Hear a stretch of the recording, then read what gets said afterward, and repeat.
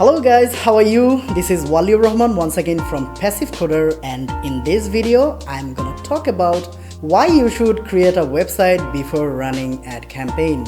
And this is the odd thing actually. I hate to talk about it because most of my clients, they come to me, they just ask my favor for running their ad campaign. Whenever I ask, do you have your website? They say no. Okay, it happens, but you cannot rely on the ad campaign if you don't have your website. How should you retarget if you don't run your ad campaign through your website? Because the website can host your pixel, and the pixel would help you to retarget your audience. You should monetize your audience. You just cannot rely on some random ads and always hope for the viewer to be your customer in the first hand, because whenever someone is viewing your ad, they know that this guy can be helpful, but they just cannot get your authority. They would be notified about your authority if they can see another set of your videos, maybe a couple more.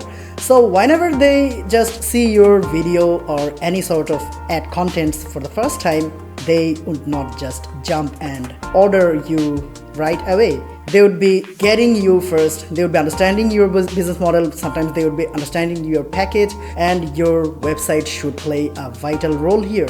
If you think that you can just plug and play your ad campaign and the money will be storming in, it cannot anyhow, anytime happen. So you have to be focused on the main goal, which is pre-sale. You cannot sell to anyone, not any random guys who just met you. So you have to provide quality contents on your ads. In most of the cases, the ads should be informative, not just prompting. If you prompt for selling something, people will be getting away from you. So you have to do something very, very clear in your ad campaigns, that you are providing as much contents away free for possible. Maybe you're just giving away some tips. Maybe you're just offering something instead of asking money in exchange of your service. So this will just build the trust, and in a process, maybe after a few ad campaigns or maybe after a few days, he will be coming to you. He will be just searching for your website and roaming around,